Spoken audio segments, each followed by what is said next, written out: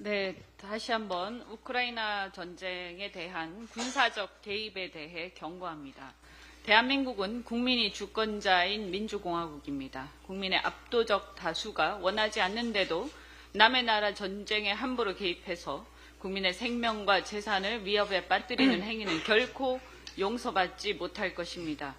주권자인 국민이 스스로 주권자로서 자위권 행사 차원에서 권력 위임을 철회해야 할 것임을 경고합니다. 심상치 않은 국내 경제 상황으로 국민들의 우려가 큽니다. 이틀 전 외환시장에서 원달러 환율이 1,400원 턱 밑까지 올라섰습니다. 그런데도 정부는 선제적 대응이나 상황에 대한 무거운 책임감을 느끼기는커녕 경제부총리는 1,400원이 뉴노멀이라면서 현실을 외면하고 있습니다. 물론 미 대선을 며칠 앞두고 커지는 불확실성과 한미 간 금리 격차, 중동 전쟁 등도 환율 이상 급등의 원인일 수 있습니다. 그러나 달러 강세의 가장 큰 원인은 바로 대한민국 거시경제가 취약해졌기 때문입니다. 수출 둔화에 내수회복 지연으로 올 3분기에 0.1% 성장 쇼크, 외국인의 삼성전자 역대 최장 33거래일 매도 행진 등 코리아 엑소더스 현상까지 나타나고 있습니다. 가장 심각한 것은 윤석열 정부의 우크라이나 살상무기 지원과 파병, 운운하는 발언 등으로 인해 한반도 전쟁 위기설까지 돌고 있으니 전쟁놀이에 빠진 대통령 하나로 인해서 대한민국 경제에 대한 신뢰 자체가 흔들리는 총체적 난국에 처해 있는 것입니다. 시간이 없습니다.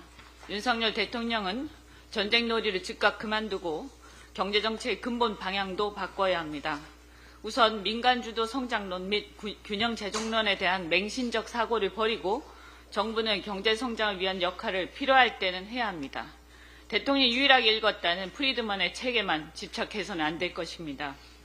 강대국 간 기술패권 경쟁이 치열해지고 경제안보 이슈가 심각해지면서 이미 미중 등 전 세계는 국가 전략 산업의 경쟁력 확보를 위해 국가가 주도적으로 인프라 투자 및 보조금을 지급하고 국가가 자국의 빅데이터와 기술정보 등을 경쟁국으로부터 철저히 보호하는 등 경제 안보가 중요한 시대가 되었습니다. 그런데 대한민국만 거꾸로 가고 있습니다. 건전 재정도 중요하지만 추경을 피하려고 기금을 끌어다 쓰고 있습니다. 눈 가리고 아웅입니다. 기금의 본래 용도는 어쩝니까? 전 세계적으로 불확실성이 커지는 국면에서 미국 대선 등 외환시장의 불안정성이 커지면 외평 기금을 당연히 써야 할 텐데 세수 결손을 메우기 위해 끌어다 쓰다니 어쩌려고 그럽니까? 또한 대통령 말끝마다 AI 산업, 반도체 산업 등을 밀어준다고 하면서 초전력 수요 산업의 발전에 필수적인 전기에너지의 수급 불균형은 방치하고 있습니다. 국가 전력망을 확충하는 데 쓰일 수 있는 전력 기반 기금마저 끌어다 쓰다니 나라의 미래에 대해서는 눈꼽만치도 관심이 없는 정부입니다. 서민들을 위한 주택도시기금도 마찬가지입니다. 둘째, 기업의 이윤이 가계소득으로 연결될 수 있어야 합니다. 기업의 해외 투자가 늘면서 기업의 이윤과 수출 증대가 가계소득으로 연결되지 못하고 있습니다. 한국판 리쇼어링을 통해서 기업이 수출로 돈을 벌면 국내에 투자하도록 유도하고 기업이 현금을 유보하지 않고 투자하도록 유도를 해야 합니다. 그러려면 각종 인프라 투자 및 보조금 등 재정 지출을 과감하게 해야 하는데 윤석열 대통령은 균형재정 운운하면서 거꾸로 가고 있습니다. 언제까지 그럴 겁니까? 부동산에 몰린 돈이 자본시장으로 이동하도록 유도하고 배당 활성화 등 자본시장 밸류업을 통해서 기업의 이익이 가계소득으로 연결되도록 해야 합니다. 게다가 의료 대란은 또 몇 개월째 계속되고 있습니다.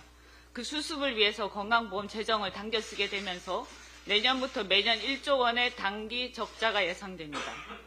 저출산 고령화로 젊은 인구가 줄어들 텐데 이렇게 윤 대통령이 마구 사고를 쳐놓으면 젊은 세대들이 나중에 건강보험을 탈퇴하지 말란 법이 없습니다.